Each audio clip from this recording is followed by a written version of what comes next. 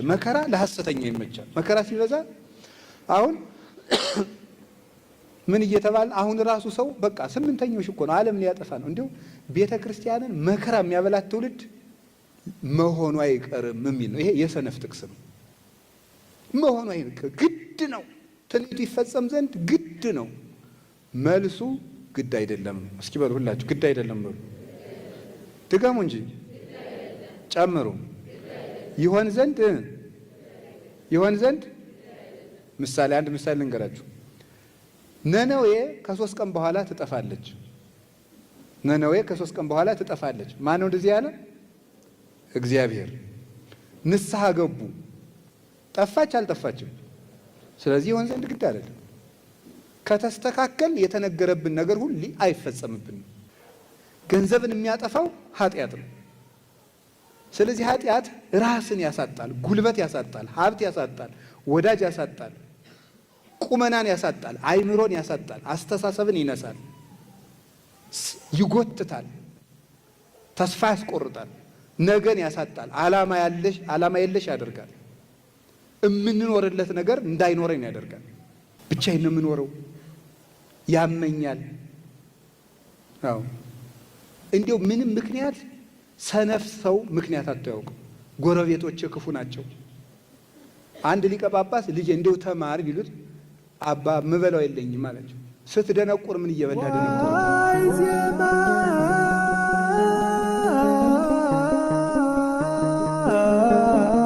በስመ አብ ወወልድ ወመንፈስ ቅዱስ አሐዱ አምላክ።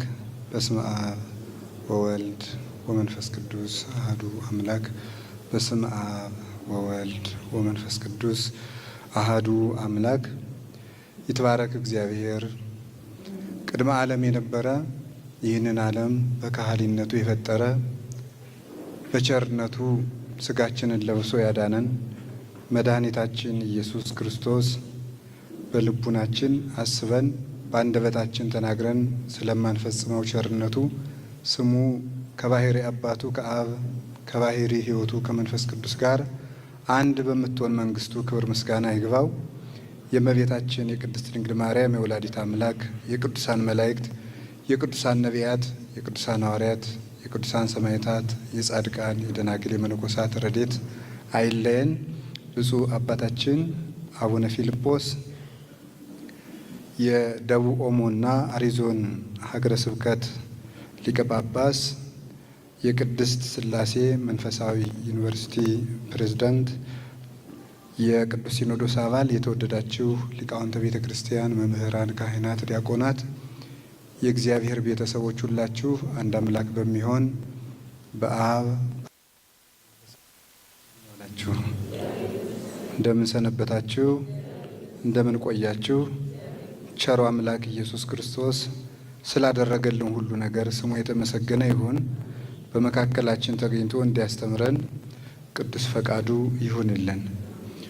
እንደ እግዚአብሔር ፈቃድ ባለን ጊዜ የምንማማርበት የትምህርታችን ርዕስ እንንቃ በሚል ርዕስ ነው። እስኪ በሉ ሁላችሁም ደግማችሁ በሉ። ሶስተኛ በሉ።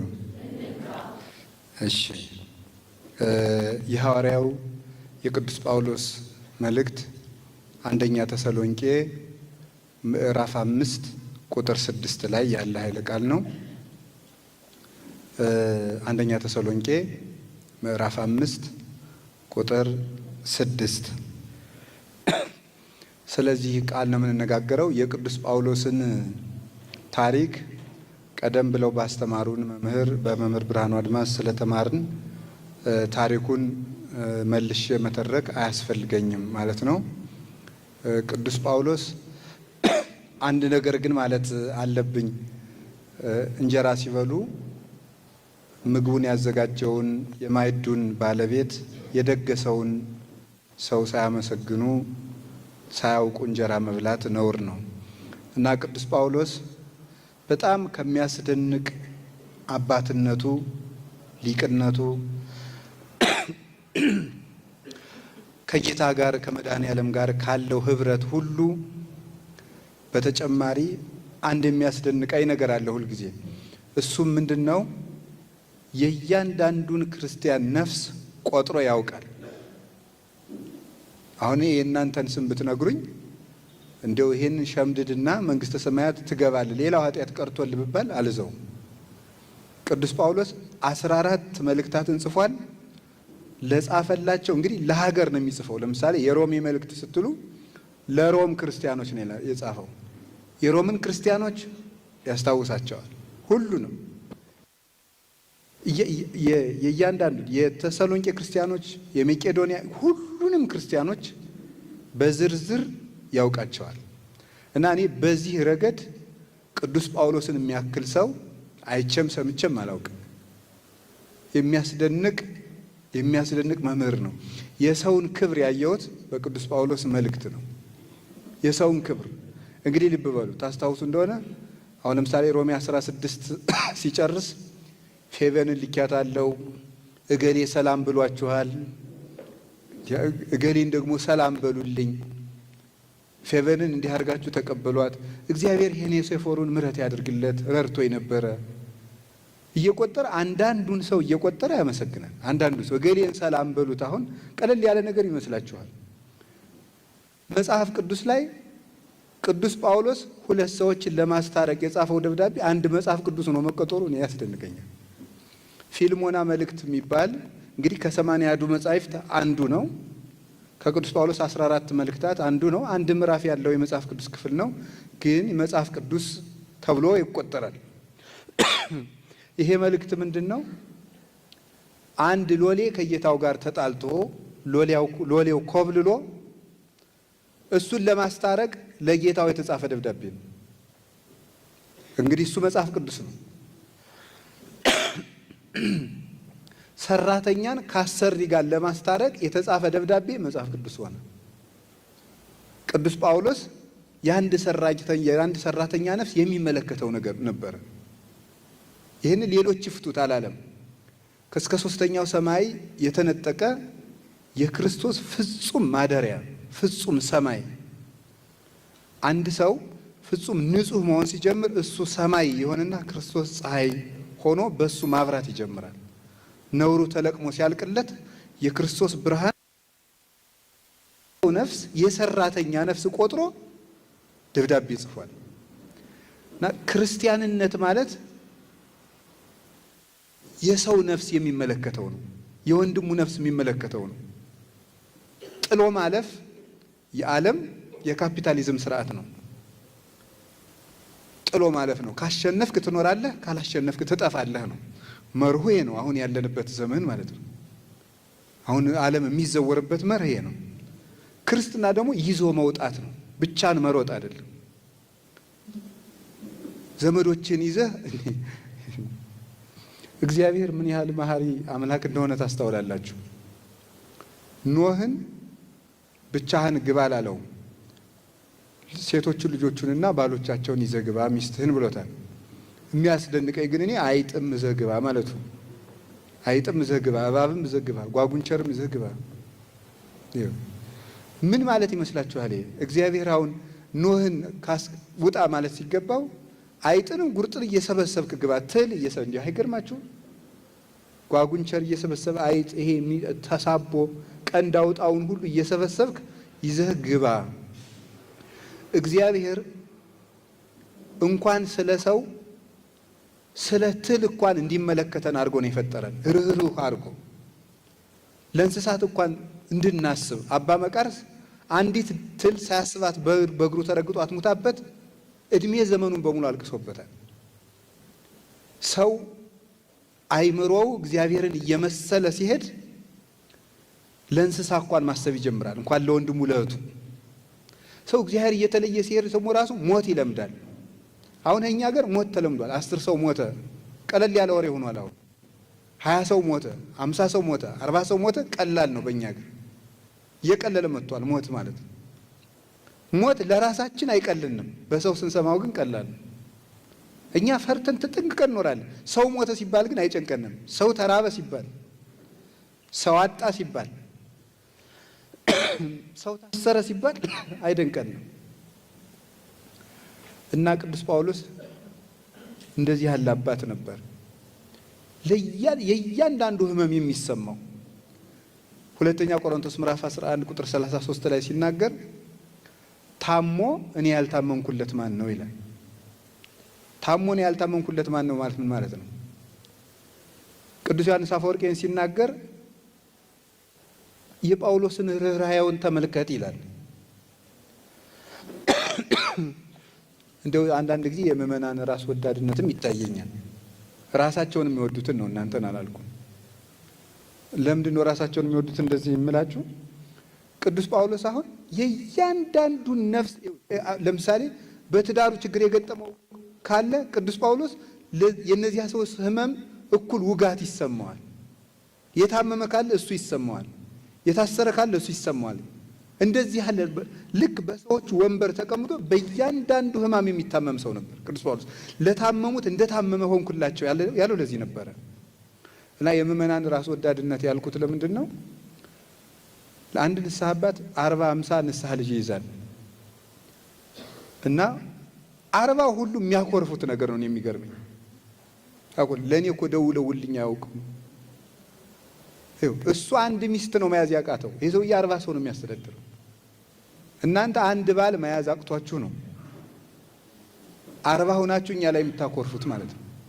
እንዲሁ ግርም ነው እኮ የሚያደርግ። መልሶ ማሰብ ሁሉ አይፈልግም። ለኔ አይደውሉም፣ ለሀብታሞች ነው ለእንትኖች ነው የሚል ሰው በጣም ብዙ ያለ።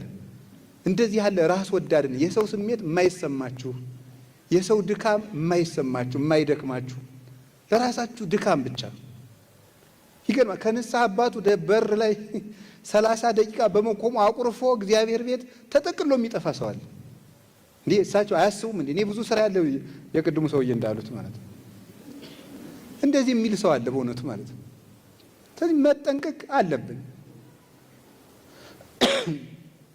ለራሳችን ማሰብ አለብን። ሰው ለኛ እየኖረ ባይሆን ለራሳችን ማሰብ አለብን። ለራሳችን መሆን አለብን። አንዳንዱ ሰው ስለ ራሱ ጽድቅ እንኳን እንድናባብለው ይፈልጋል። እንድናቀብጣችሁ፣ አይዟችሁ አይዟችሁ እንድንላችሁ፣ እንድናባብላችሁ፣ እሰየኔ ልጅ እንድንላችሁ፣ እሰየኔ ጌታ፣ እሰየኔ እመቤት መባል ነው እኮ የሚቀራችሁ እናንተ ማለት ነው። በቃ እንደው ተለምናችሁ በቃ ይሄ ህዝብ መናቅ የለበትም ተብሎ እኛም አልናቅርም። በእውነቱ ታውቃላችሁ አይደለም? አባ እንጦንስ ገዳም ረጅም ዘመን ዘግቶ ሲጸልይ ከኖረ በኋላ ይቅር በሉኝ እንግዲህ ረጅም እንደው እንደኛ ሳይሆን አባ እንጦንስ የኖረበትን ቦታ ብታዩት ትቢት ይልቃችሁ ነበር። እኔ ሰሞኑን ግብጽ እጄ ትቢት ለቆኝ ነው የመጣሁት። በደንብ አድርጎ ትቢት ለቆኝ ማለት ነው። እንዲሁ አሁን እኛ መነኩሴ ተብለን ደግሞ እንዲሁ በጣም ግርም ምን ያለ አባ እንጦንስ የነበረበትን እንዲሁም አንድ መምህር ምን አሉ፣ አባ እንጦንስ ያለበት ቦታ አጠቃላይ አንድ ሀገር ምን እንዲሁ አዲስ አበባን እንኳን 1 3 4 የሚያህል ሀገር ውሃም የለም ዛፍም የለም እና እኔ እንዲሁ ባይሆን ወፍ የለም እናንተ አሉ እና አንድ መምህር ምን አሉ፣ ምን ልጠጣ ነው የምትኖረው እዚህ ምንም የሌለበት ምድረ በዳ ደግሞ ከዚያም ደግሞ አሁን በእግር የሚወጣው 1500 ደረጃ ነው። ከዚያ ወጥቶ ዋሻ ውስጥ ነው የተቀመጠው ማለት ነው። ከዚያ ወጥቶ እና ደግሞ መነኩሴ ሲባል ልኩ ይሄ ነው እና እሱ አባ እንጦንስ አንድ ጊዜ ከተማ ወጣ እና ምእመናን ከአባታችን እንባረክ ብለው ላዩ ላይ ሲፈሩ ተንጫጩ እና ደቀ መዛሙርት ተውቶቶ አባታችን ላይ አትንጫጩ እሱ ባይታዊ ነው አሉ። ምን ብሎ መለሰ መሰላችሁ? ተዋቸው፣ ይህ እኮ የክርስቶስ በጎች ድምፅ ነው፣ ያጋንንትን ድምፅ እንኳን ችዬ ኖር ያለው ብሎ ተናግሯል ማለት ነው። ምእመናንን ሲሰማ የክርስቶስ በጎች ድምፅ እንደሆነ የሚሰማው ሰው የወንድም ድምፅ የእህት ድምፅ የሚሰማው ሰው እሱ ነው ሰው ማለት። ቅዱስ ጳውሎስ እንደዚህ ነበር የሚያስበው እና እነ ቅዱስ እንጦንስ እነ ቅዱስ ጳውሊ እነ ቅዱስ መቃርስ ይሄንን ነበር ሲያሳዩን የነበረው ማለት ነው። እና ክርስትና ለሌላው ማሰብ ነው የምላችሁ፣ ለሌላው መኖር ነው። አሁን እዚህ ለደቡብ ኦሞ ለእንደዚህ እንደዚህ እየተባለ ስትጠሩ እንደው የክብር እንዳይሰማችሁ ብዬ ነው። አሁን አንዳንዱ ሰው መጨቅጨቅ የገቢ ማሰባሰቢያ በዛ፣ ባለፈው ለጅማ አሁን ደግሞ ለእንትን አሁን ደግሞ ለዚያ ገዳም አሁን ለምን እንትን የሚል ሰው አለ። እንደዚህ አይሰማችሁ። ለወንድም ማሰብ ይሰለቻል፣ ፍቅር ይሰለቻል፣ ርህራሄ ይሰለቻል፣ ምህረት ይሰለቻል። እናንተ ሁልጊዜ ቢሰጧችሁ ትሰለቻላችሁ? አትሰለችሁ? ቅዱስ ጳውሎስ እንደዚህ ያለ ነበረ። የተሰሎንቄ ሰዎች እሱ አስተምሯቸው መክሯቸው ከሄደ በኋላ የአላመኑ አይሁዳውያን መጥተው ፈጇቸው በሰይፍ እና ምን አደረጉ? አይ በቃ ዓለም ሊጠፋ ነው አሉ። ዓለም ሊጠፋ ነው እንግዲህ፣ ስለዚህ ዝም ብለን በቃ አርፈን ቁጭ እንበል። እንግዲህ ጸለይን አልጸለይን፣ ጾምን አልጾም ምን ትርፍ አለው? ይህ ዓለም ሊያልፍ ነው። የማመንስ ጥቅሙ ምንድን ነው አሉ። በማመናችን ምክንያት የምንታሰር፣ በማመናችን ምክንያት የምንሰደድ፣ በማመናችን ምክንያት የምንታረድ ከሆነ የማመን ትርፉ የት ነው? እግዚአብሔርስ የሚረዳን መቼ ነው ማለት ጀመሩ። እንደዚህ ያለ ዘመን የማይፈትነው ሰው የለም። መጸለይ ያለባችሁ እምነት በፍከራ በግርግርታ አይያዝም። እምነት በጸሎት በትህትና ነው የሚጸናው። የኛ ሃይማኖት አይበጠስም አይጠፋም እንደዚህ ስላል የምናቆመው ነገር የለም። እንደ ቸርነት ማረን በማለት ነው። ጀግንነት ራስን ማሸነፍ እንጂ መደንፋት እምነትን አያኖርም። ተፈተኑ ማለት ነው። ችግር ሲመጣ ተፈተኑ። ወደ ፈተና አታግባን ማለት ምን ማለት እንደሆነ ታውቃላችሁ? ወደ ፈተና አታግባን አባቶቻችን ሲተረጉ ፈተና የተባለ ችግር ፈርተው ክርስቶስን የሚከዱበት ቀን ነው ይላሉ። ወይ ክርስቶስን ወይ ሞትህን ምረጥ የምንባልበት፣ ወይ መኖርህን ምረጥ እና ወደ ፈተና አታግባን ይሄ ነው። እነዚህ ሰዎች ስምንተኞች እና ለሐሰተኛ ይመቻል። መከራ ለሐሰተኛ ይመቻል። መከራ ሲበዛ አሁን ምን እየተባለ አሁን ራሱ ሰው በቃ ስምንተኞች እኮ ነው ዓለም ሊያጠፋ ነው። እንዲሁ ቤተ ክርስቲያንን መከራ የሚያበላት ትውልድ መሆኑ አይቀርም የሚል ነው። ይሄ የሰነፍ ጥቅስ ነው። መሆኑ አይቀርም፣ ግድ ነው። ትንቢቱ ይፈጸም ዘንድ ግድ ነው። መልሱ ግድ አይደለም። እስኪ በሉ ሁላችሁ ግድ አይደለም በሉ። ድገሙ እንጂ ጨምሩ። ይሆን ዘንድ ምሳሌ አንድ ምሳሌ ልንገራችሁ። ነነዌ ከ3 ቀን በኋላ ትጠፋለች። ነነዌ ከ3 ቀን በኋላ ትጠፋለች። ማን ነው እንደዚህ ያለ? እግዚአብሔር። ንስሐ ገቡ። ጠፋች አልጠፋችም? ስለዚህ ይሆን ዘንድ ግድ አይደለም። ከተስተካከል የተነገረብን ነገር ሁሉ አይፈጸምብንም። ይሆን ዘንድ ግድ ነው። መሆኑ አይቀርም፣ ያው ነው ተነግሮብናል የሚል ሰው አለ። እንደዚህ ያለ ሰነፍ ነው ቤተክርስቲያንን የሚያጠፋት። ሰነፍ መሆኑ አይቀርም። እንደው አንዳንዱ ሰው ደግሞ ተጎልቶ ዝም ብሎ ሰዎች እኮ የሚጫወቱብለት አሁን ይሆን ዘንድ ግድ ነው ስለተባለ ትዝ ይለኛል። እኔ ሁሉ የተናገርኩ ሲሆን ወልጆ ሰድቦኛል ሰው። በ2013 አካባቢ በ2015 የኢትዮጵያ ትንሣኤ ይሆናል ተባለ። ይኸው 17 አታው ብል ማን ሰምቶኝ አሁን ደግሞ በ2016 ደግሞ ኋላ ምን ማለት ጀመሩ? ባላወቃችሁት መንገድ የኢትዮጵያ ትንሣኤ ሆኗል አሉ። ምንድን ነው ባላወቅነው መንገድ? የኢትዮጵያ ትንሣኤ ምንድን ነው እስቲ? ወይ ደግሞ የማያውቁት ትንሣኤ ወይ ጥፋትን ትንሣኤ የሚሉ ሰዎች አሉ። የእነሱ መነጽርና እኛ መነጽር ወይ ይለያያል ማለት ነው። እንደው ሌባ የሚመቸው እኛ ተስፋ ስንቆርጥ ነው። ለሌባ ይመቸዋል። 8ኛው ሺህ ደርሷል፣ እንደዚህ ሆኗል፣ መሆኑ አይቀርም። እንደው ከእንደዚህ ያለ ነገር ካልወጣን ቤተ ክርስቲያንን ማሳደግ አንችልም፣ እኛም አናድግም። ስለዚህ እግዚአብሔር ቤተሰቦች አንድ የወንድማችን ሕመም የትም ይኑር ሊሰማን ይገባል። በራሳችን ብቻ ጭር ሲልብን ጭር የምንል የሌላው ችግር የማይረዳን የማይሰማን ከሆነ ወይ ደግሞ አይምሯችን ችግር ገጥሞታል ማለት ነው። እነዚህ ሰዎች ተስፋ ቆረጡ። ምጽአት አሁን ራሱ ይሄ ጦርነት ስላለ ረሃብ ስላለ መደማመጥ ስለሌለ አሁን ሰው ራሱ ምጽአት የመጣ መስሎታል። ምጽአት ነው ያው ዘመኑ ደርሷል። እንግዲህ እኮ የቀረ የለም የሚል ሰው አለ ተጎልቶ ማለት ነው። ወይ ከመጣ ጥሩ አድርገህ ስራ ቶሎ ብለህ እንዲሁም ደርሷልም እኮ ያለ ሰው መስራት ነው ጥሩ። እንዴ ደርሷል እያሉ መጎለት አለ የለም። ከዛ ብድግ ብለው ምን ያደርጓል? አንድ ጅል ይመጣና ደግሞ ይሄው ዘመኑ የመቃረቡ ምልክት ለንደን ውስጥ እንደዚህ እየተደረገ ነው፣ አሜሪካ ውስጥ እንደዚህ እየተደረገ ነው፣ ብራዚል እንደዚህ እየተደረገ ነው ይለናል። ደግሞ መጥቶ ይድረስ ይምናገብ። ይሄ ጅልነት ድሮ አልነበረም? ጣዖት ድሮ አልነበረም? ጭካኔ ድሮ አልነበረም? እነ ቅዱስ ጊዮርጊስ በመንኮራኩር አልተፈጩም? እነ ቅዱስ መርቆሬዎስ በብረት ምጣድ አልተጠበሱም? እነ ቅዱስ ፋሲለደስ በገመድ አልተጎተቱም? ሰሎሞን በመጽሐፈ መክብብ ምዕራፍ 1 ቁጥር 1 ላይ ያለው ይሄንን ነው። የሚሆነው የሆነው ነው፣ የሆነውም የሚሆን ነው ብሏል። የሚሆነው የሆነው የሆነውም የሚሆን ነው። አዲስ ነገር አልመጣም። ምጽአት ነው የሚያስል ምንም የለም።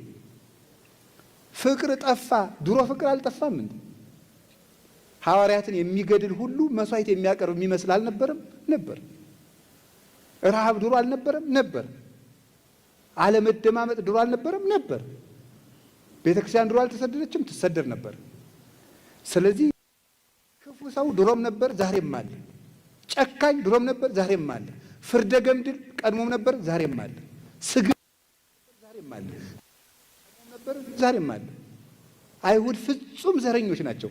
እንዲያውም ልንገራችሁ ምን ብለው እንደሚያስቡ እግዚአብሔር የአብርሃምን ዘር ብቻ ለወገንነት ፈጥሮ ሌላውን ለአይሁድ አገልጋይነት ፈጥሮታል ብለው እኮ ነው የሚያስቡት።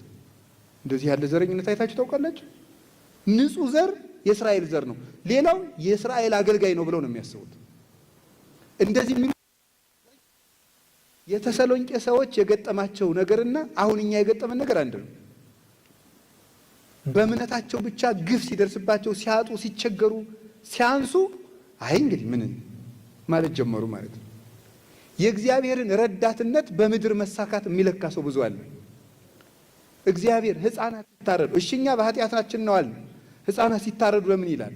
ለዚህ መልሱ ምንድን ነው የሚል ሰው አለ። እኛ ምን እናውቃለን? በእግዚአብሔር ፍትህ ገብታችሁ መከራችሁን አትዩ። እንዲያው አባ እንጦንስ አንድ ጊዜ እግዚአብሔር ሆይ ክፉውን ሰው ሀብታም ታደርጋለህ፣ ደጉን ሰው ድሃ ታደርጋለህ፣ በጎውን ሰው ቶሎት እድሜውን ታሳጥራለህ፣ ጨካኝ ሰዎችን ደግሞ እድሜ ትጨምራለህ። ፍርድህ ምንድን ነው ብሎ ጠይቀው። እንጦንስ ዝም ብለህ የራስህን ኑሮ ኑር አለው። የራስህን ኑሮ ኑር፣ እሱን እግዚአብሔር ያውቃል። ያ ማለት ምን ማለት ነው? አይ መጠየቅ አትችሉም። ኦርቶዶክስ ተቀበል ነው እንጂ ምክንያት አትወድም ማለት አይደለም። አይሆንልህም ነው። የእግዚአብሔርን ፍርድ ካወቅ ወይ ራስህ እግዚአብሔር መሆን አለብህ። እግዚአብሔር ሱፐርናቹራል ፓወር ነው ተብሎ ከተናገረ ከሁሉ ነገር በላይ ከሆነ እግዚአብሔር የሚያደርገውን ሁሉ ማወቅ አለብኝ ካልክ በራሱ ይሄ ይቃረናል። የእግዚአብሔር ከሁሉ በላይ መሆኑ ምን ላይ ነው? እግዚአብሔር የሚያደርገውን ነገር ሁሉ አንተ ካወቅ። አትክልት የትኛው መነቀል እንዳለበት፣ የትኛው መቆረጥ እንዳለበት፣ የትኛው መቆየት እንዳለበት፣ የትኛው መገረዝ እንዳለበት የሚያውቀው ገበሬው ነው እንጂ አትክልቱ አይደለም የሚያውቀው። እኛ አትክልቶች ነን፣ እግዚአብሔር ደግሞ የሕይወታችን ገበሬ ነው። ወፃ ዘራኢ ይዝራ፣ ዘሪ ሊዘራ ወጣ ብሎ እንደነገረን እሱ ገበሬ ነው። ማንን መንቀል፣ ማንን መትከል፣ ማንን ማሳጠር፣ ማንን ማስረዘም እንዳለበት እሱ ያውቃል። ስለዚህ ስለተሳካልን እግዚአብሔር ወዶናል፣ ስላልተሳካልን እግዚአብሔር ጥሎናል ማለት ኦርቶዶክሳዊነት አይደለም። መሳካት የእግዚአብሔር ምልክት። አንዳንድ ሰው አለ እስኪ ጠይቃቸው። አንዳንድ ሰው ተሰሙት እንደው በሚዲያ ሁሉ ይነገራል። እግዚአብሔር ባርኮኝ ቀድሶኝ ይሄው 3 ልጆች አሉ፣ 3ቱም አግብተዋል። እግዚአብሔር ባርኮኝ ቀድሶኝ ይሄው 3 ቤት አለኝ። እግዚአብሔር ባርኮኝ ቀድሶኝ ይሄው 2 መኪና ገዝቻለሁ። እግዚአብሔር ባርኮኝ ቀድሶኝ አንዷ ልጅም አሜሪካ ሄዳለች። እግዚአብሔር ባርኮኝ ቀድሶኝ፣ እግዚአብሔር ባርኮኝ ቀድሶኝ ይሄው ጨጓራዬን ያመኛል የሚል ሰው ሰምታችሁ ታውቃላችሁ? የለም። ይሄው እኮ የምነግራችሁ እኮ እሱን ነው። እግዚአብሔር ባረከን የምንለው ምን ሲሆን ነው? እግዚአብሔር ባረከን፣ እግዚአብሔር አከበረን የሚባለው ሲሳካል። ስኬት ነው ወይ የእግዚአብሔር የመሆን ምልክት? አይደለም። መራብስ የእግዚአብሔር ምልክት አይደለም? ማጣትስ የእግዚአብሔር ምልክት አይደለም? ነው። እንዲያውም ልንገራችሁ፣ ልጅ ቁማር እየተጫወተ ሲያስቸግር እናቱ ነግራው አልሰማት ካለ የሚያስፈራራ ልጅ ይላክበታል። የሚያስፈራራ ትልቅ ሰው። እኔም አንድ የሚያስፈራራ ጎረቤት ነበር። ሕፃኑኝ ሳስቸግር ዋሳ አስጠርቶ የሚለቀኝ በጣም ትልቅ ሰውዬ ነበር ጎረቤት ማለት። እሱ መጣ ከተባልኩ ጭጭርም ነው እና የሚያስፈራራ ጎረቤት ይላክበታል። እና ለምንድን ነው ሲባል እናቲቱ ተው ከነገሌ ጋር ትጫወት ስትለው ሕፃኑ እምቢ ካለ የሚያስፈራሩ ማስክ ያደረጉ ትልልቅ የሆኑ ሰዎች ሄዱና አስፈራርተው ወደ እናቱ ቤት ያመጡታል። እናቲቱ ልጇን ማስደንገጥ ፈልጋ ሳይሆን ይላል ቅዱስ ዮሐንስ አፈወርቅ፣ ወደ ቤት እንዲመጣ ፈልጋ ነው። እግዚአብሔር የሚያስጨንቁንን ነገሮች እንዲመጡብን የሚልካቸውና ዝም የሚላቸው ወደ ቤቱ መጥሪያ ነው። ነግሮን ስላልሰማን እንዳንርቅ ፈልጎ ነው። የልጅ ፍቅር ስላለው ነው። አባት ስለሆነ ነው። እናት ስለሆነ ነው። እግዚአብሔር ስለሚያዝንልን ወደ ቤቱ ወደን ስላልመጣን እንድንመጣ የሚያደርጉንን ነገሮች ይፈጥራል። ወደን ስላልሰራን እንድንሰራ የሚያስገድደን ነገር ይፈጥራል። እንደዚያ ከሆነ ደግሞ አሁን ቤተክርስቲያን አትቀጥልም። ካልሰራን በታሪክ እየኮራን እየተመጻደቅን ግሸን መስቀሉ አለ፣ አክሱም ታቦተ ጽዮን አለች፣ እንደዚህ ምን እንደዚህ እያል ላሊበላ ወደዚህ እያል የሚመጣ ነገር የለም። ታሪክ ተርከን እነዚያ ሰሩበት፣ ጸደቁበት። የምንጸድቀው ስንሰራ ነው። የተሰሎንቄ ሰዎች ተስፋ ቆርጠው ቁጭ ያሉ ናቸው። እንዲያው ቁጭ ዝም ብለው አይ እንግዲህ ምን አምነንስ ሞትን አይደል ምን እናደርጋለን ብለው ተጎልተን ይሄንን ለማስተካከል የተጻፈ ነው እና ተስፋው አልደረሰም። የአመፅ ልጅ ሳይገለጥ ክርስቶስ አይመጣም። የዓለም መጥፊያ ገና ነው ነው የነገራችሁ። ሐሳዊ መሲህ ሳይመጣ ሐሳዊ መሲህ ራሱ ሳይመጣ ክርስቶስ አይገለጥም። ይሄን ማወቅ አለባችሁ። ምጽአት አይሆንም። ሐሳዊ መሲህ ደግሞ አሁን በኮሮና ጊዜ ይሄ ማይክሮቺፕስ ነው እንደዚህ የክትባቱን ማይክሮቺፕስ ሊቀብሩብን ነው አለና ሰው ምን ማለት ጀመረ? 666 ሰይጣን ሊመጣ ነው ተባለ። ሐሳዊ መሲህ መጥቷል። አልመጣም። ለምን? ሐሳዊ መሲህ ሲመጣ አጭበርብሮ በስውር እንደ ፖለቲካ አይደለም የሚሰራው። እኔ ክርስቶስ ነኝ ብሎ ነው የሚመጣው። በቋንቋ እንድትሰማው አድርጎ እኔ ክርስቶስ ነኝ ታምናለህ አታምንም ነው እንጂ እንደዚህ አጭበርብሮ በውስጥ አስቀብሮ ሌላ ቀለም ቀብቶ አይደለም። ራሱ ተናግሮ በቃ ስምህን ጻፍ እዚህ በእኔ ስም እመን ብሎ ተገልጦ ነው። ሳይገለጥ ይሄ አይሆንም ብሎ አንደኛ ሐሰተኛ ነቢያትን ለማረም፣ ሁለተኛ በመከራ ምክንያት እጃቸውን አጣጥፈው የተቀመጡትን ክርስቲያኖች አንቅቶ ስራ ለማሰራት የተላከ መልእክት ነው። አሁን እኛም እንደዚህ ነው። አገራችን ውስጥ ብዙ መከራ አለ። በመከራው ምክንያት ደግሞ ተስፋ ቆርጠን ነጋ ልታየን ነው። እንደዚህ ያለ ዘመን አይዟቸው። እንደውም የኛ ዘመን እንደ ቸርነቱ እንደዚህ ያለ ዘመን በጣም ብዙ አልፏል። ኢትዮጵያ አሳልፋለች፣ ብዙ አሳልፋለች፣ ከዚህም የባሰ አሳልፋለች። ስለዚህ ነጋ ልታየን ብሎ ቁጭ ማለት የለብንም፣ መስራት ነው ያለብን። እንድንሰራ ምን ያስፈልገናል? ምን እንበል ነበር ርዕሳችን? ምን እንበል ነው? ንንቃ። ንቃት ለከተማ ሰው አይቸግረውም መሰል። እገሌ ነቅቷል አልነቃም ትላላችሁ እናንተ ራሳችሁ። እንግዲህ እናንተ መንቃታችሁን በምነግራችሁ ነገር እስቲ እንመዝናለን። መንቃት ምንድን ነው ነው? በኦርቶዶክሳዊ እሳቤ መንቃት ምንድን ነው? መንቃት ምንድን ነው ከተባል እንቅልፍ ምንድን ነው ነው? እንቅልፍ በኦርቶዶክስ አስተሳሰብ ወይም ደግሞ ኦርቶዶክሳዊ መጽሐፍ ቅዱሳዊ ሐሳብ የሚታየው እንቅልፍ የሚባሉት ሶስት ነገሮች ናቸው። እንቅልፍ የሚባሉት እነዚህ ምንድን ናቸው? አንደኛው ኃጢአት ነው። እንቅልፍ የሚባለው ኃጢአት እንቅልፍ ነው። ስራ ለመስራት መጀመሪያ ማድረግ ያለብን መንቃት ነው። ኃጢአት እንቅልፍ ነው። የተኛ ሰው ቤቱ ይዘረፋል፣ ቤቱ ይሰረሰራል፣ ሀብቱ ይዘረፋል፣ እሱም ሊገደል ይችላል፣ ቤቱም ሊቃጠል ይችላል። በኃጢአት የተያዘ ሰው ጸጋውን ያጣል። ኃጢአት ማለት ምን ማለት ይመስላችኋል? ኃጢአት ማለት የግዕዝ ቃል ነው። ኃጢአት ሀጣ አጣ፣ ኃጢአት ኃጢኦት ማለት ኃጢአት ኃጢአት ማለት ማጣት ማለት ነው። ማጣት ማለት ነው ኃጢአት ማለት። ሰው ኃጢአት ሲሰራ ማንን ነው የሚያጣው? እግዚአብሔርን ያጣዋል። እግዚአብሔርን ያጣል። እግዚአብሔርን ያህል አባት ገነትን ያጣል፣ ቤተክርስቲያኑን ያጣል፣ ራሱን ያጣል፣ ወዳጅም ያጣል። ገንዘብ ራሱ ኃጢአት ከበዛ አይበረክትም፣ አይቀመጥም። ገንዘብን የሚያጠፋው ኃጢአት ነው። ስለዚህ ኃጢአት ራስን ያሳጣል፣ ጉልበት ያሳጣል፣ ሀብት ያሳጣል፣ ወዳጅ ያሳጣል፣ ቁመናን ያሳጣል፣ አይምሮን ያሳጣል፣ አስተሳሰብን ይነሳል፣ ይጎትታል፣ ተስፋ ያስቆርጣል፣ ነገን ያሳጣል። ዓላማ የለሽ ያደርጋል። የምንኖርለት ነገር እንዳይኖረን ያደርጋል።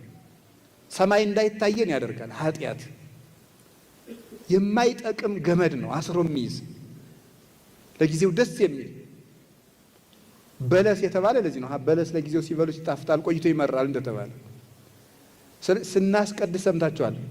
የተቀመጣችሁ ተነሱ ይላል ዲያቆኑ። የተቀመጣችሁ ተነሱ ማለት በኃጢአት አልጋ የተኛችሁ ሰዎች በንስሐ ተነሱ ማለት ነው። ስለዚህ እንንቃ ኢንኑም እኛም አንተኛ ይላል ቅዱስ ጳውሎስ። እነዚህ እንደተኙ እኛም አንተኛ። ከኃጢአት መንቃት የሚቻለው በምንድን ነው? አንድ በንስሐ ነው። ንስሐ መግባት ነው። ዛሬውኑ ንስሐ መግባት አለብን። እንደው ኦርቶዶክሳዊነት ክርስቲያንነት ማለት ለሆነች ጉዳይ ተሰብስበው መልሶ ወደ ኃጢአት በሉ። እንግዲህ ቤተ ክርስቲያን እሑድ ጉባኤ ነበረ፣ ተሰብስበናል። ሰኞ ደግሞ ወደ ኃጢአታችን እንመለሳለን። ደህና ሰንብች። ሌላ ጊዜ ደግሞ ስራ ሲኖር ጥሪኝ የሚባል አይደለም፣ ቅረት ነው እና ሊበቃን ይገባል። ከሞት ጋር ደግሞ ስምምነት የለንም። እግዚአብሔር መቼ እንደሚጠራን አናውቅም። አሁን ነገ ስንል ኑ ብሎ ድንገት ያነሳናል። መቅረዟን ድንገት እፍ ብሎ ያጠፋታል። ንስሐ መግባት አለብን ሁላችንም ነው። ለነገ የምናቆየው የኃጢአት ጥሪት መኖር የለበትም። እግዚአብሔር ደግሞ ይኸውላችሁ ብዙ ቸርነት አድርጎልናል። 3 ትልልቅ ቸርነቶችን ግን አድርጎልናል። የመጀመሪያው በመልኩ መፍጠሩ ነው። ማንም ሰው ጥሩ መልክ ቢኖረው መልኩን ሊሰጠን ስለማይችል እግዚአብሔር ግን ብሩህ፣ ንጹሕ፣ ቅዱስ መልክ ያለው አምላክ ሲሆን ያንን አርአያና መልክ እኛ እንድንይዝ ፈቅዶልናል። ስለዚህ መጀመሪያ ቀዳሚት ሰው ሀበነ አርአያሁ ክብርተ እንዳለ ቅዱስ ጎርጎርዮስ ሃይማኖተ አበው ምዕራፍ 60 ላይ መጀመሪያ ክብርት አርአያውን ሰጥቶ ፈጠረን። ይሄ ትልቅ ቸርነት፣ ትልቅ ልግስና ነው። እንደምታውቁት ነው። እግዚአብሔር አውሬ አድርጎ ቢፈጥረን ይችል ነበር። ሰው አድርጎ በመልኩ ፈጥሮናል። ሁለተኛ እግዚአብሔር ያደረገልን ቸርነት ሰው ሆኖ መምጣቱ ነው። ሰው ሆኖ ጌታ ሆኖ የባሪያን መልክ መያዝ የሚፈልግ ማንም የለም። ወነሳ አርአያ ገብር ወለብሰ ሥጋነ በአርአያ ዚአነ ቅዱስ ያሬድ እንደነገረን የእኛን ሥጋ ለበሰ በእኛ አምሳል ተመላለሰ ብሎ እንደነገረን ሰብአ ኮነ በአርአያ ዚአነ ሰው ሆነ፣ እንደኛ ሰው ሆነ፣ የእኛን ሥጋ ለበሰ። እንዲህ ብሎ እንደተናገረ የእኛን መልክ ይዞ መምጣቱ ፍጹም ፍቅር ነው። እንደዚህ የሚያደርግ ማንም የለም። ከዚያ ወገኖቹ አደረገን፣ ሰው ሆኖ ወገኖቹ አደረገን። ታውቃላችሁ ሉቃስ ወንጌል ምዕራፍ 2 ላይ እንደተነገረው ወወፃ ትእዛዝ ማበ አውግስጦስ ቄሳር ከመ ይጻፍ ኩሉ ሕዝብ፣ ሰው ሁሉ ይቆጠር ዘንድ ከቄሳር ዘንድ ትእዛዝ ወጣ ይላል። ጌታችን በመቆጠር ሰዓት የተወለደበት ምክንያት እኛን ወገኖቹ አድርጎ ሊቆጥረን ስለመጣ ነው። ወተወለቆም ስለ ይጎያን ከመ ይደምረነ ውስተ ማኅበረ ጻድቃን ይላል ቅዱስ ያሬድ። ከበደለኞች ጋር ተቆጠረ እኛን ከጻድቃን ማኅበር ይቆጥረን ዘንድ። ስለዚህ ወገኖቹ አድርጎ ቆጠረን። አሁን እኛ ሁላችን የክርስቶስ ማኅበርተኞች ነን። እናንተ ተቆጥራችኋል። እንዴት አድርጎ እንደቆጠረን ሲነግረን ማቴዎስ 10 ላይ ወለክሙሰ ስዕርተ ርእስክሙኒ ሁሉ ቁኡቱ፣ የእናንተ የራስ ፀጉራችሁ እንኳን የተቆጠረ ነው ይላል። የሰማይ አባታችሁ ሳያውቅ ከራስ ፀጉራችሁ አንዲቱ አትወድቅም ይላል። ያ ማለት ምን ማለት? እንኳን ለነፍሳችን ፀጉራችንን ሳይቀር ደም ከፍሎላታል ክርስቶስ። እንዲህ አድርጎ ክብር የሰጠናል። ለራስ ፀጉራችን ለእግር ጥፍራችን ዋጋ ከፍሎበታል። እና እንደዚህ አድርጎ ወገኖቹ አድርጎ ቆጠረ። ልጅ ሆን ባሪያ መሆን እንኳን ሰው እስከ የት ወርዶ እንደነበረ ተመልከቱ። ሰብእሰን ዘክቡር ውእቱ ኢያእመረ፣ ሰው አላወቀም። ምን ሆነ ስንለው ቅዱስ ዳዊት ኮነ ከመ እንስሳ ዘአልቦ ልብ፣ ልብ እንደሌለው እንደ እንስሳ ሆነ። አሁን ሰው እንደ እንስሳ ሆነ አለን። እንደ እንስሳ የነበርነውን ምን አደረገን? ልጆቹ አደረገን። የእግዚአብሔር ልጅ መሆን ቀላል ነገር እንዳይመስላችሁ፣ ትልቅ ስልጣን ነው።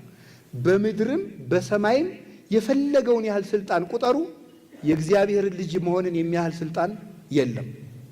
ልጆቹ አድርጎናል። ሶስተኛ እግዚአብሔር ያደረገልን ቸርነት በንስሐ ያደረገልን ይቅርታ ነው። እንግዲህ በአርአያዬ በአምሳሌ ፈጥሬያችኋለሁ፣ እሱን ተዋችሁት።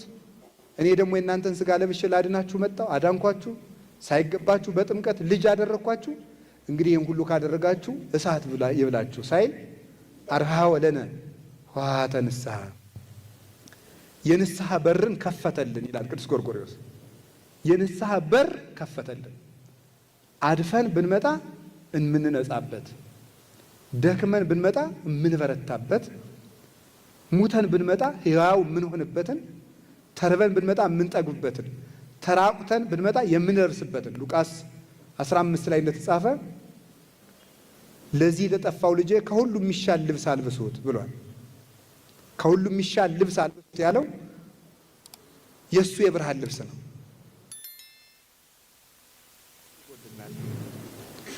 አሁን ይሄንን ንስሐ ሰጥቶ በንስሐ እንግዲህ ሰው የሚረባ የሚጠቅም እንዲሆን በድሎ ሳለ ያልበደሉትን መሆን እንዲችል ይሄንን ጸጋ ሰጥቶናል። ይሄንን መቼ ይዘጋዋል? ሲመጣ ይዘጋዋል። ሰዎቹ መብራት ሊገዙ ይዘው ተመልሰው ሲመጡ ዘይት ሊገዙ ሄደው ሲመለሱ በሩ ተዘግቷል። ተከፍቶ አሁን ጌታ ሲጠመቅ ቅዱስ ማቴዎስ ምዕራፍ 3 ላይ እንደጻፈው የሰማይ ደጅ ተከፈተ ያለው ያቺ የቸርነት በር ናት። እሷን እንግዲህ እንንገባባት ከፍቷታል። የሚዘጋበት ጊዜ አለ እና አሁን ወገኖቼ አሁን እዚህ ስለመጣችሁ ለቤተ ክርስቲያን ውለታ እንደዋላችሁ አትቁጠሩት። ይልቁንስ ወደ ንስሐ እዚህ አዳራሽ እንደገባችሁ ወደ ንስሐ በር ግቡ። አንዱ ንቃት ማለት ይሄ ነው። በዚህ የነቃ ሰው ነው ስራ የሚሰራ። ኃጢአት ያደነዘዘው ሰው ምንም አይሰማው፣ ተመስጦው ሌላ ነው። አያደንቅ፣ አይሰቀቅ፣ አይጠነቀቅ። በቃ ተጎልቶ ዝም ብሎ እድሜውን መፍጀት ነው። መደንዘዝ ለቤተ ክርስቲያን አሁን ሰይጣን ከሚጎዳት በላይ እየጎዳን ያለ የልጆቿ መደንዘዝ ከውስጥ የመነጨ ንስሐ ነው።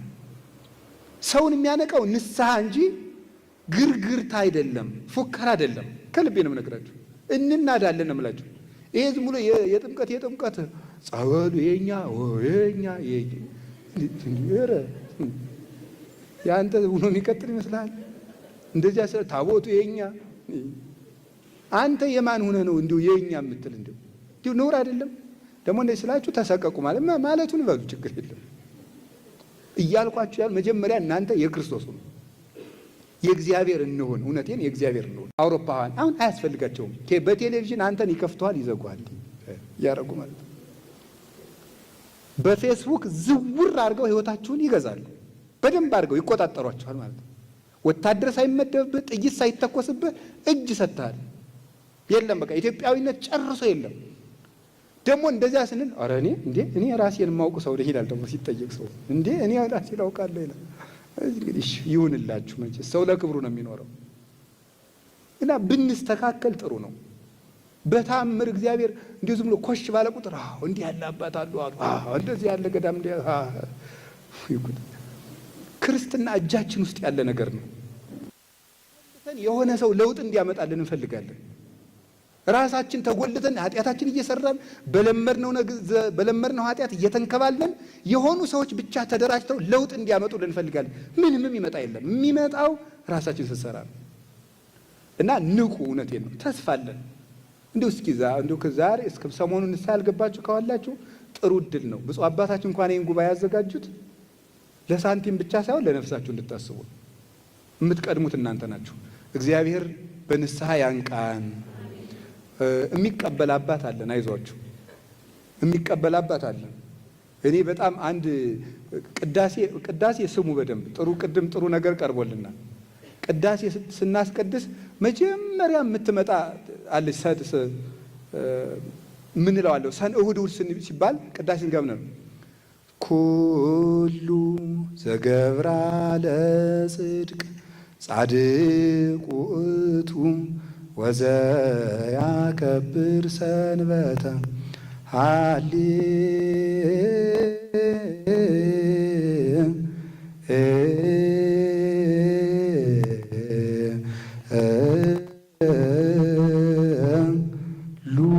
ሉያ እመዎ ብእሲ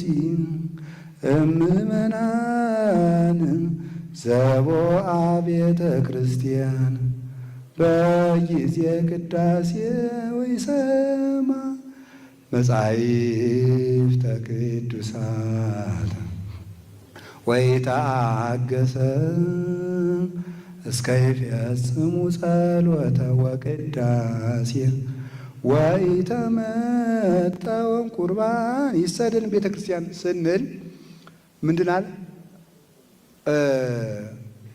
እመሙቡሲ እይበል ፈላሲ ዘገባ ሀበ እግዚአብሔር ይፈልጠኒኑ እምህዝቡ ወደ እግዚአብሔር እይበል ፈላሲ ዘገባ ሀበ እግዚአብሔር ይፈልጠኒኑ እምህዝቡ እይበል ፈላሲ ዘገባ ሀበ እግዚአብሔር ይባል።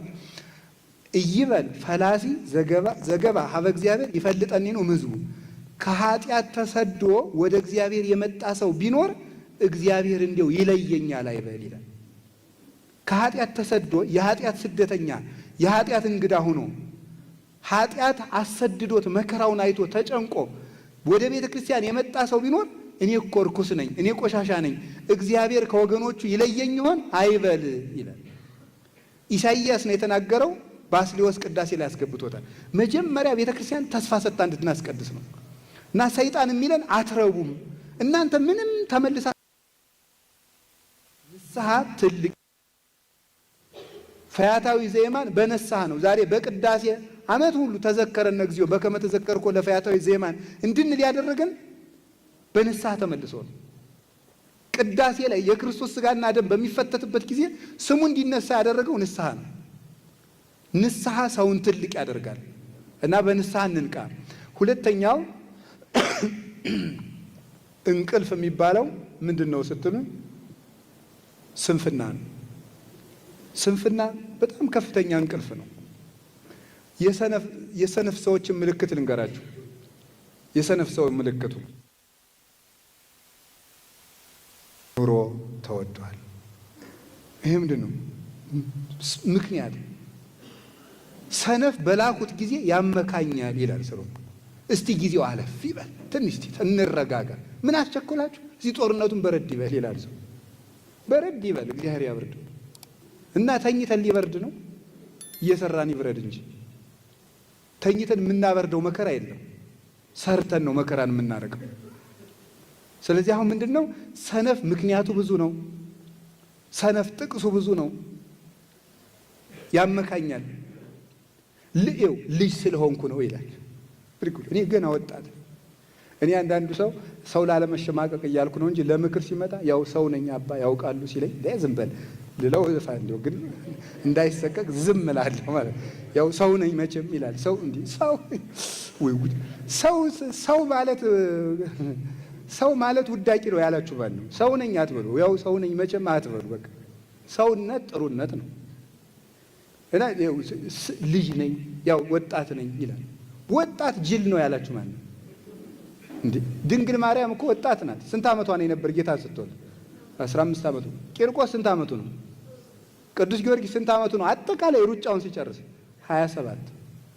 አጠቃላይ መክብበ ሰማዕታት ሲሆን 27 ዓመቱ ነው። ልጅ ነኝ ይኸው ማመካኘት ነው። ደግሞ መልሳችሁ የከተማ ሰው ነኝ። ያው ከተማ ነው ታውቁታላችሁ፣ ብዙ ነው። በቃ ያው ቴክኖሎጂውም አለ እና አትመርጡ እና የከተማ ሰው ነኝ፣ ብቻዬን ነው የምኖረው፣ በቃ ማንም ከጎኔ የለም፣ እግዚአብሔር አለ። ለሌሎቹ አባቶቻችን ማን ነበራቸው? ማንም። ብቻዬን ነው የምኖረው፣ ያመኛል።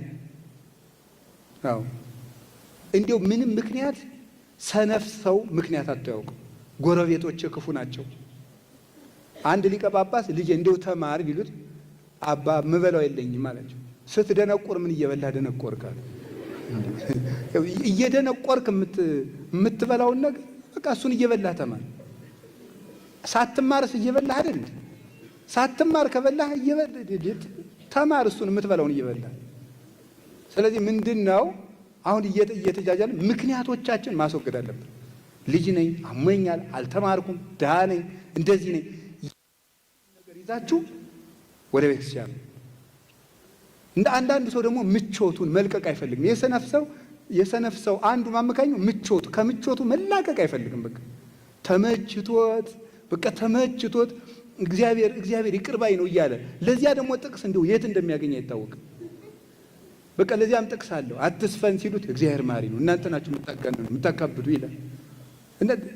እንደዚህ አለ ምቾቱንም ሳይለቅ እግዚአብሔርም ሳይቀርበት እያዋጣ 50 እያዋጣ እንደውም ተው ስትሉት ተው እንጂ ባላንስ አድርጉ የሚል ማለት ነው። እንደዚህ የሚል ሰው አለ። ኧረ ተው፣ ጽድቅ ባላንስ አይሆንም ጌታዬ፣ ጽድቅ ባላንስ አይሆንም። ጽድቅ እውነት ነው። አዋጥቶ መዳን የለም፣ እውነትን መከተል ነው። ስለዚህ አሁን የምነግራችሁ እያዋጣን እንደዚህ እያደረግን ከምንሆን ሰነፍ ቅዱስ ዮሐንስ ዘደማስቆ የመከራ ሁሉ ምንጮች ብሎ ይናገርና አንዱ ስንፍና ነው የሚለው። ሰነፍ ስለሆን ነው ቤተ ክርስቲያኒቱን እጇን እንድትሰጥ ያደረጋት፣ እንድትፈታ ያደረጋት። ብዙ ነገር አይናችን እያየ እያመለጠን ነው፣ ሰነፍ ስለሆን። አላችሁ የሰነፍ ሰው ጥቅሱ ሁልጊዜ እነገሌ ናቸው ነው እንጂ። አሁን ለምሳሌ ምንድነው የሚለው ሰነፉ ምንድን እዚህ ሁሉ ጥሩ አባት ቢኖረን እንዲሁ አተን ነው እንጂ ጥሩ ጳጳስ ቢኖረን። አሁን ብዙ አባታችን ስላሉ አይደለም፣ እኔ ቢኖሩም ባይኖሩም ለአባትነታቸው ክብር አለኝ፣ መናገር ያለብኝ እናገራለሁ እያልኳቸው ያለው ብፁዕ አባት ቢኖረን፣ ጥሩ ቅዱስ አባት ቢኖረን፣ እንደዚህ ያለ አባት ቢኖረን። እሺ አሁን ሌባ እንድትሆን ያደረጉ ብፁዕ አባታችን ናቸው? ተኝተህ እንድታድር ያደረጉ አሁን ፋትር ያደረጉ ናቸው? ይሄን እኮ ነው የምነግራቸው። ጸሎት እንድናቋርጥ ያደረጉን አባቶች ናቸው? እስኪ ተመልከቱ። እኛ ዝም ብለን ብንለወጥ አስተዳደር መች ጎዳናል? እኛ መለወጥ እኮ ነው ያቋል። እንዳትቆርብ እስኪ የትኛው ጳጳስ ነው የከለከለ? እንዳትቆርቡ፣ ንስሐ እንዳትገቡ፣ እንዳትጸልዩ። እናንተ የአስተዳደር ጥብቅና ከመቆማችሁ በፊት ስለ ነፍሳችሁ የማታስቡለት እና ሰነፍ ሁልጊዜ ይሄ የሚጠቅሰው ሰው አለው። እንደዚህ ነው እንጂ ሲኖዶሱ ነው እንጂ ቤተ ክህነቱ ነው እንጂ እንደዚህ ያለ ይሄ ሰነፍ ነው። ቤተ ክርስቲያናችን ውስጥ ችግር የለም አላልኳችሁም? በጣም በርካታ ችግር አለ መታረም የለበት አስተዳደር ውስጥ እያልኩ ያለው ግን እኔ አሁን የምናገር ራሳችን ላይ ነው። አሁን የሚገርመኝ ስለ አንድ ሌባ መነኩሴ ታሪክ ብጠቅስ ብሰብካችሁ አሁን ታሪክ ሁላችሁ አንድ ሌባ ጳጳስ ነበር ብዬ በእንደው ወይ አውሳቢዎስ ዘኒቆምዲያን ወይም የአንዱን ብጠቅስ ወይም የሌላውን ብጠቅስ ደግሞ ብድግ ታልካችሁ አዎ ብፁዕ አቡነ ገሌን ነው ልክልካቸውን አሏቸው ይላል። የሆነ ነገር ስንናገር አዎ እንትኑን ነው የእንትኑን ኃላፊ ነው ይላል። ለራሳችሁ የምትወስዱት መቼ ነው? እንዲሁ ግርም እኮ ነው የሚያደርገው። ለራሳችሁ አትወስዱ። ስብከት ሲሰበክ እነገሌን ነው። ሊቀ መዘምራን ኪነ ጥበብ በጣም ድንቅ መዝሙር ዘምረውልናልና በሌላው የምትፈርድ ማነህ አንተ እያሉ ሰለስቱ ጣቶችህ አንተን ያሳያሉ። በሌላው የምትፈርድ አንተ ማነህ እያሉ ሶስቱ ጣቶችህ ማንን ያሳያሉ? ይኸው ስንት ጣት ነው ወደ እኔ የተመለሰው? ይኸው ሶስት። በሌላው አንድ ጣት ስታመለክት ወደ አንተ ሶስት ጣት ይዞራል። መጀመሪያ ወደ ራስህ ነው። በጣም የሚያስደንቅ መዝሙር ነው በእውነቱ ማለት ነው። ስለዚህ አሁን ጣሎት አምሽታችሁ አትተኙ። ምቾት ካልጠላችሁ ለቤተ ክርስቲያንም ለራሳችሁም አትሆኑ። ምቾት ካልቀነሳችሁ ለምሳሌ ማታ ላይ ፍጥጥ ብሎ በቃ ቲክቶክ እና ፌስቡክ ላይ እንዲህ ብሎ ማምሸት ምቾት ፍለጋ ነው። ክርስቶስ ነው እንጂ ፍቾት የሚሰጠን እሱ ደግሞ ጧት ሌላ ምቾት ያስፈልገዋል። የማይጠገብ ደስታ ነው የዓለሙ ደስታ። እያሳዘናችሁ እየጎዳችሁ ያደነዝዛችሁ መጨረሻ ላይ ማደንዘዝ ነው። እና ማታ እንቅልፋ በጊዜ ተኙ፣ ሌሊት በጊዜ ተነሱ፣ ቅዱሳት መጻሕፍትን አንብቡ፣ ተማሩ።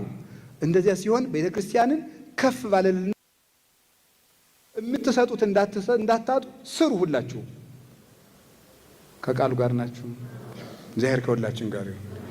የመጨረሻው የሚያነቅ መንቃት የሚገባን እንግዲህ አሁን ሰነፍ አትሆኑም ሁላችሁም። አሁን ለምሳሌ ስታነቡ መጽሐፍ ማንበብ ስታነቡ ተኝቶ የሚያነብሰዋል። እንደዚህ ይብሎ መተኛት አቅዳችሁ ነው ማለት ነው።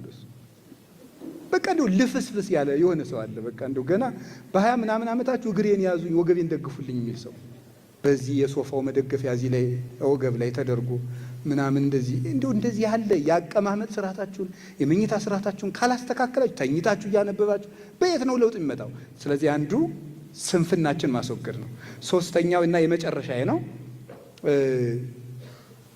ካለማወቅ ነው መንቃት ያለብን። ከቃሉ ጋር ናችሁን?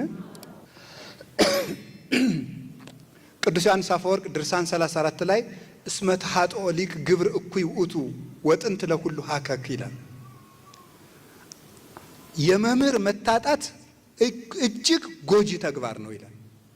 የመምህር መታጣት፣ የእውቀት ማጣት የሁከት ሁሉ ምንጭ ነው ይላል። የምን ሁሉ ምንጭ ነው? የሁከት ሁሉ ምንጭ አለማወቅ። የማያውቅ ሰው የሚያደርገውን አያውቅም። እስኪ ጌታ ሲሰቅሉት ምንድን ነው ያደርገው? የሚያደርጉትን አያውቁምና በሉት። እስኪ የመጀመሪያውን ጀምራችሁ በሉት።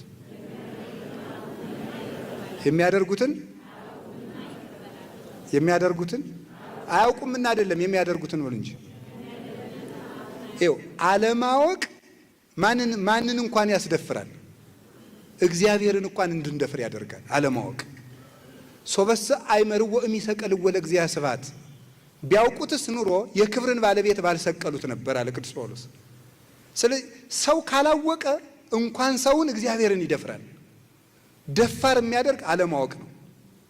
ስለ እግዚአብሔር ቤተሰቦች አሁን ልክ የደቡብ ኦሞ ሀገረ ስብከት ሰብስቦናል። አንድ በንስሐ እንድትነቁ ለሀገረ ስብከቱ መስራት ከፈልጋችሁ፣ ለቤተ ክርስቲያን እንድትሆኑ ከፈልጋችሁ፣ አንድ ይሄን ምክንያት አድርጋችሁ ከዛሬ ጀምራችሁ የደቡብ ኦሞ ሀገረ ስብከት ጠርቶኛል፣ በንስሐ መንቃት አለብኝ፣ ቤተ ክርስቲያንን መጥቀም አለብኝ፣ ሰነፍ መሆን የለብኝም፣ ሰርቼ ለዚህ ሀገረ ስብከት እሰጣለሁ በሉ እስኪ። ሶስተኛ ደግሞ ምን ሆን አለባችሁ በሉ እንጂ ጠፋኝ። ሶስተኛው መንቃት። ሶስተኛው እንቅልፍ ድንቁርና ነው። መንቃት ያለብን ደግሞ በእውቀት ነው። ምን ማወቅ አለባችሁ? ሃይማኖት ማወቅ አለባችሁ። እግዚአብሔር ማን ነው ማወቅ አለባችሁ። ክርስቶስ ማን ነው ማወቅ አለባችሁ። እስኪ ይህን ጥያቄ እንግዲህ ሰጥቻችኋለሁ።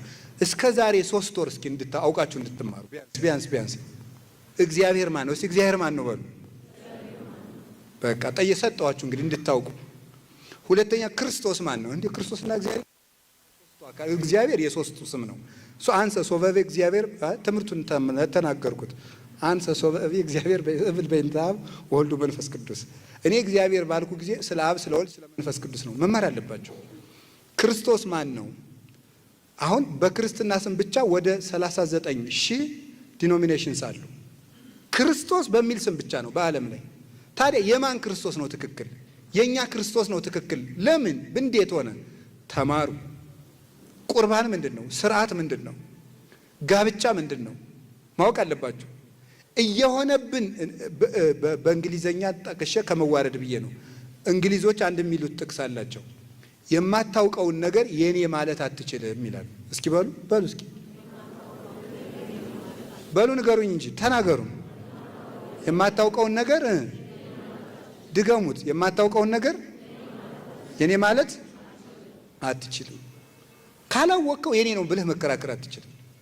በቃ አሁን ነገ በቃ ይሄ ለምሳሌ ደቡብ ኦሞ ውስጥ ስንት ገዳም አለ ሰምታችኋል። እዚያ ውስጥ ያሉትን ነገሮች ይሄንችን ቤተክርስቲያን የምንረከብ እኛ ነን። እንግዲህ ለልጆቻችን ቆጥረ ምን እየተደረገ ነው? ስንት ገዳም እየተገደመ ነው? ስንት አብነት ትምህርት ቤት አለ? ስንት ምዕመናን ተጠመቁ? ስንት አለ? ካላወቃችሁት ነገ እነዚያ ሌላ አውሬ ቢወስዳቸው የኛ ነው ማለት አንችልም። መረጃ ይኑራችሁ ስለ ቤተክርስቲያን ምን እየተደረገ ነው እስቲ ወቁ። በምስራቅ ምን አለ? በምዕራብ ምን አለ? በሰሜን ምን አለ? በደቡብ ምን አለ? ንቃት የሚለው ትጋት የሚል ትርጉም አለው። ትጋት የሚለውን ከብፁዕ አባታችን ፊት ስለጠቀስኩ ያርሙኛል። ዋችፉልነስ ማለት ነው። ዋችፉልነስ ማለት ሊቪንግ አቴንቲቭሊ ማለት ነው።